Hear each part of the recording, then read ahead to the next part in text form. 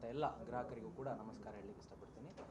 ಮೊದಲನೇದಾಗಿ ಒಂದು ವಿಚಾರದ ಬಗ್ಗೆ ಕ್ಲಾರಿಫಿಕೇಷನ್ ಕೊಡೋದಕ್ಕೋಸ್ಕರ ಹೆಚ್ಚಿನ ವಿವರಣೆ ನೀಡಲಿಕ್ಕೋಸ್ಕರ ಈ ಒಂದು ಪ್ರೆಸ್ ಮೀಟನ್ನು ನಾವು ಮಾಡ್ತಾ ಇದ್ದೀವಿ. ನಮ್ಮ ಬಿಸ್ನೆಸ್ ಮಾಡೆಲ್ ಏನು, ಅದು ಯಾವ ರೀತಿ ಕೆಲಸ ಮಾಡುತ್ತೆ ಆ್ಯಂಡ್ ಅದು ಲೀಗಲ್ ಆಗಿ ಯಾವ ಥರ ಬರುತ್ತೆ ಅನ್ನೋದ್ರ ಬಗ್ಗೆ ಕೂಡ ನಾನು ಮಾಹಿತಿ ನೀಡ್ತೀನಿ. ಅದಕ್ಕಿಂತ ಮುಂಚೆ ನಿನ್ನೆ ನಡೆದಂಥ ಒಂದು ಇನ್ಸಿಡೆಂಟ್ ಬಗ್ಗೆ ಕ್ಲಾರಿಫಿಕೇಷನ್ ಕೊಡೋದಕ್ಕೋಸ್ಕರ ಈ ಒಂದು ಪ್ರೆಸ್ ಮೀಟನ್ನು ನಾವು ಮಾಡ್ತಾ ಇದ್ದೇವೆ. ಇದು ಮುಖ್ಯ ಕಾರಣ ಏನಂತ ಹೇಳಿದರೆ, ನಿನ್ನೆ ತಾರೀಕು 18 ನಮ್ಮ ದಾವಣಗೆರೆ ಬ್ರ್ಯಾಂಚ್ ಆಫೀಸ್ ಓಪನಿಂಗ್ ಇತ್ತು. ಆ ಒಂದು ಓಪನಿಂಗ್ ಸೆರೆಮನಿಗೆ ನಾವು ತೆರಳಿದ್ವಿ, ನಾನು ಕೂಡ ತೆರಳಿದ್ದೆ. ಈ ಒಂದು ಓಪನಿಂಗ್ ಸೆರೆಮನಿ ಆದಂಥ ಸಂದರ್ಭದಲ್ಲಿ ನಾವು ಬರುವಾಗ ಏನಾಗ್ತಿತ್ತು ಅಂತ ಹೇಳಿದರೆ, ನಮ್ಮ ಕರ್ನಾಟಕದಾದ್ಯಂತ ಡ್ರೀಮ್ ಡೀಲ್ ಗ್ರೂಪ್ಗೆ 15ಕ್ಕೂ ಹೆಚ್ಚು ಬ್ರ್ಯಾಂಚ್ ಆಫೀಸ್ಗಳಿದೆ. ಅದು ಮೈಸೂರು ಆಗಿರ್ಬೋದು, ಬೆಂಗಳೂರು ಆಗಿರ್ಬೋದು, ಚಿಕ್ಕಮಗಳೂರು ಆಗಿರ್ಬೋದು, ದಾವಣಗೆರೆ ಆಗಿರ್ಬೋದು, ಶಿವಮೊಗ್ಗ, ಕೋಲಾರ, ಭಟ್ಕಳ, ಬೆಳ್ತಂಗಡಿ, ಇನ್ನು ನಾನಾ ಭಾಗಗಳಲ್ಲಿ ಡ್ರೀಮ್ ಡೀಲ್ ಗ್ರೂಪ್ನ ಬ್ರ್ಯಾಂಚ್ ಆಫೀಸಸ್ಗಳಿದೆ.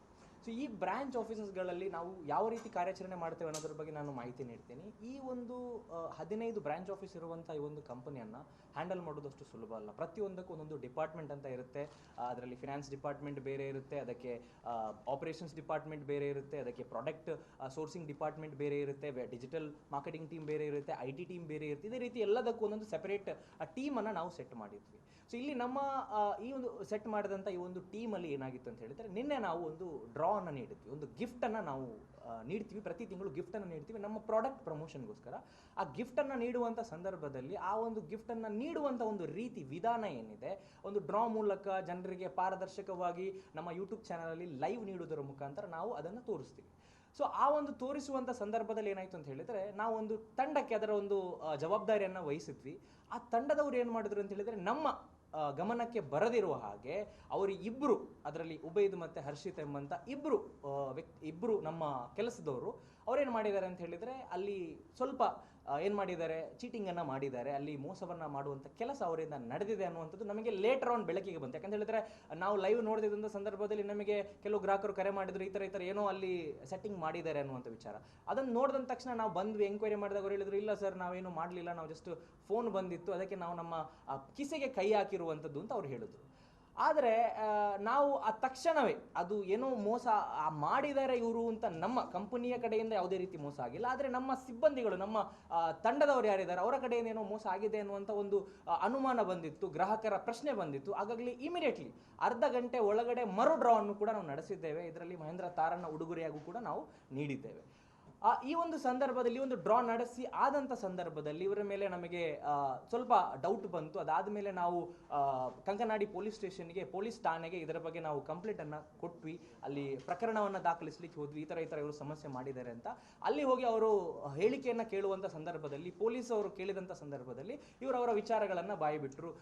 ಅವರ ಫ್ಯಾಮಿಲಿಯವರಿಗೆ ಅಥವಾ ಅವರಿಗೋಸ್ಕರ ಅವರು ಬೇರೆ ಯಾವುದೋ ಕಂಪನಿಯ ಒಂದು ಆಮಿಷಕ್ಕೆ ಬಲಿಯಾಗಿ ಅಥವಾ ಏನೋ ಒಂದು ವಿಚಾರಕ್ಕೆ ಬಲಿಯಾಗಿ ಅವರು ಸ್ವತಃ ಈ ತಪ್ಪನ್ನು ಮಾಡಿದ್ದಾರೆ ಅನ್ನುವಂಥ ಕಾರ್ಯವನ್ನು ಅವರೇ ಒಪ್ಪಿಕೊಂಡಿದ್ದಾರೆ. ಆ್ಯಂಡ್ ಅವರು ಹೇಳಿಕೆಯನ್ನು ಕೂಡ ನೀಡಿದ್ದಾರೆ. ಆ್ಯಂಡ್ ಅದರ ಕಂಪ್ಲೇಂಟ್ ಕಾಪಿ ಕೂಡ ಇದೆ, ಅದನ್ನು ಕೂಡ ನಾನು ನಿಮಗೆ ತೋರಿಸಲಿಕ್ಕೆ ಇಷ್ಟಪಡ್ತೇನೆ.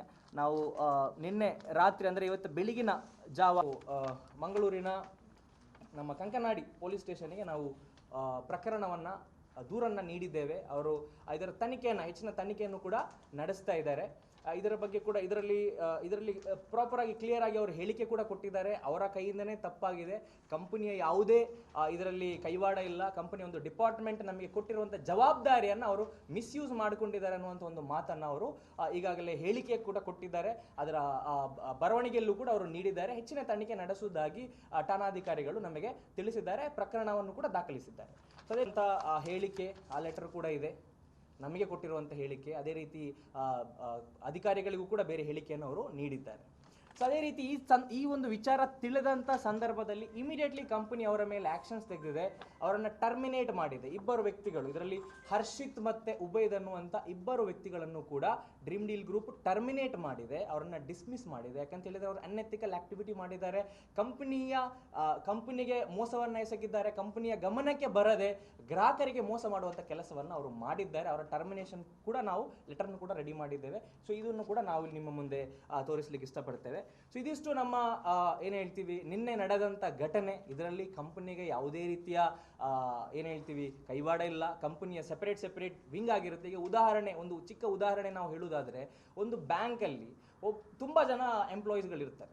ಯಾರೋ ಒಬ್ಬ ಎಂಪ್ಲಾಯಿ ಅಲ್ಲಿ ಏನೋ ದುಡ್ಡನ್ನು ಕಳ್ಳತನ ಮಾಡದ ಅಥವಾ ಮೋಸ ಮಾಡದ ಅಂತ ಬಂದಂಥ ಸಂದರ್ಭದಲ್ಲಿ ನಾವು ಇಡೀ ಬ್ಯಾಂಕೇ ತಪ್ಪು ಅನ್ನುವಂಥ ಹೇಳುವಂಥ ಮಾತು ತುಂಬ ಅದು ತಪ್ಪಾಗುತ್ತೆ. ಆ ಒಬ್ಬ ವ್ಯಕ್ತಿ ತಪ್ಪು, ಆ ಇಡೀ ಸಂಸ್ಥೆ ತಪ್ಪಾಗಲಿಕ್ಕೆ ಸಾಧ್ಯ ಇಲ್ಲ. ಸೊ ಇದನ್ನು ಕೂಲಂಕುಷವಾಗಿ ಪರಿಶೀಲನೆ ಮಾಡಲಿಕ್ಕೆ ನಾವು ಅಧಿಕಾರಿಗಳಿಗೆ ಈಗಾಗಲೇ ದೂರನ್ನು ನೀಡಿದ್ದೇವೆ. ಅವರು ಅದನ್ನು ಪರಿಶೀಲಿಸ್ತಾ ಇದ್ದಾರೆ. ಆ್ಯಂಡ್ ಖಂಡಿತವಾಗಲೂ ಅವರ ತಪ್ಪನ್ನು ಒಪ್ಪಿಕೊಂಡಿರುವಂಥ ವಿಚಾರ ಕೂಡ ನಮ್ಮ ಮುಂದೆ ಈಗಾಗಲೇ ತಿಳಿದು ಬಂದಿದೆ. ಸೊ ಇದಿಷ್ಟು ನಿನ್ನೆ ನಡೆದಂಥ ಘಟನೆ. ಆ್ಯಂಡ್ ಅದಾದ ಮೇಲೆ ಈ ಒಂದು ವಿಡಿಯೋ ಏನು ಮೋಸ ನಡೆಸಿದಂಥ ಒಂದು ಕೃತ್ಯದ ವಿಡಿಯೋ ಏನಿತ್ತು, ಇದು ಸೋಷಿಯಲ್ ಮೀಡಿಯಾದಲ್ಲಿ ವೈರಲ್ ಆಗ್ತಿತ್ತು. ವೈರಲ್ ಆದ ಸಂದರ್ಭದಲ್ಲಿ ಸಂಸ್ಥೆಗೆ ಕೆಟ್ಟ ಹೆಸರು ಬಂದಿದೆ. ಇದರ ಜಸ್ಟಿಫಿಕೇಶನ್ಗೋಸ್ಕರ ನಾವು ಈ ಒಂದು ಪ್ರೆಸ್ ಮೀಟನ್ನು ನಡೆಸ್ತಾ ಇದ್ದೇವೆ. ಗ್ರಾಹಕರಿಗೆ ನಮ್ಮ ಮೇಲೆ ಇರುವಂಥ ಒಂದು ನಂಬಿಕೆಗೆ ಖಂಡಿತ ಗ್ರಾಹಕರಿಗೆ ಎಲ್ಲೋ ಒಂದು ಕಡೆ ನಂಬಿಕೆ ದ್ರೋಹ ಆದಂಥ ಒಂದು ವಿಚಾರ ಆಗಿದೆ. ಅದು ಖಂಡಿತ ಕಂಪನಿ ಕಡೆಯಿಂದ ಯಾವುದೇ ರೀತಿಯ ಕೆಲಸ ಆಗಲಿಲ್ಲ. ಅದು ಆಗಿರುವಂಥದ್ದು ನಮ್ಮ ಕೆಲಸಗಾರರಿಂದ ಆಗಿರುತ್ತೆ. ಆ್ಯಂಡ್ ಅದಕ್ಕೆ ಬೇಕಾದಂಥ ಕ್ರಮವನ್ನು ಇಮಿಡಿಯೇಟ್ಲಿ ನಾವು ಕೈಗೊಂಡಿದ್ದೇವೆ. ಇದು ನಮಗೆ ಗೊತ್ತಾಗಿರುವಂಥದ್ದೇ ಈ ನಾವು ಅಧಿಕಾರಿಗೆ ದೂರು ನೀಡಿದ ನಂತರ ಆಗಿರುತ್ತೆ ನಮಗೆ ಗೊತ್ತಾಗಿರುವಂಥದ್ದು. ಇಮಿಡಿಯೇಟ್ಲಿ ರೀಡ್ರಾ ಕೂಡ ನಾವು ಮಾಡಿದ್ದೇವೆ, ಅವರನ್ನು ಟರ್ಮಿನೇಟ್ ಕೂಡ ಮಾಡಿದ್ದೇವೆ. ಅಧಿಕಾರಿಗಳಿಗೆ ಅದರ ವಿಚಾರವಾಗಿ ಕಂಪ್ಲೇಂಟನ್ನು ಕೂಡ ನಾವು ನೀಡಿದ್ದೇವೆ. ಸೊ ಖಂಡಿತವಾಗಲೂ ಎಲ್ಲ ಗ್ರಾಹಕರಿಗೂ ನಾವು ಹೇಳಲಿಕ್ಕೆ ಇಷ್ಟಪಡುವುದು ಈ ಒಂದು ಮಾಧ್ಯಮದ ಮುಖಾಂತರ ಏನಂತ ಹೇಳಿದರೆ, ಖಂಡಿತ ನೀವು ಇಟ್ಟಿರುವಂಥ ನಂಬಿಕೆಗೆ ಒಂದು ಅಣುವಿನಷ್ಟು ಕೂಡ ನಾವು ಮೋಸ ಮಾಡಿಲ್ಲ, ಮಾಡುವುದು ಕೂಡ ಇಲ್ಲ. ಯಾಕಂತ ಹೇಳಿದ್ರೆ ಡ್ರೀಮ್ ಡೀಲ್ ಗ್ರೂಪ್ ಇವತ್ತಿಗೆ ಕರ್ನಾಟಕದಾದ್ಯಂತ ಹಲವಾರು ಉಡುಗೊರೆಗಳನ್ನ ನೀಡಿದೆ. ಬಿಸ್ನೆಸ್ ಪ್ರಮೋಷನ್ ಆಕ್ಟಿವಿಟಿಗೋಸ್ಕರ PPI ಪ್ರೀಪೇಯ್ಡ್ ಇನ್ಸ್ಟ್ರೂಮೆಂಟ್ ಅನ್ನುವಂಥ ಒಂದು ಪ್ರಾಡಕ್ಟ್ ಕೂಪನ್ಸ್ ಅನ್ನು ನಾವು ಸೇಲ್ ಮಾಡ್ತೀವಿ ನಮ್ಮ ಬಿಸ್ನೆಸ್ ಮಾಡಲ್. ಅದರ ಬಗ್ಗೆ ಕೂಡ ನಾನು ಮಾಹಿತಿ ನೀಡ್ತೀನಿ.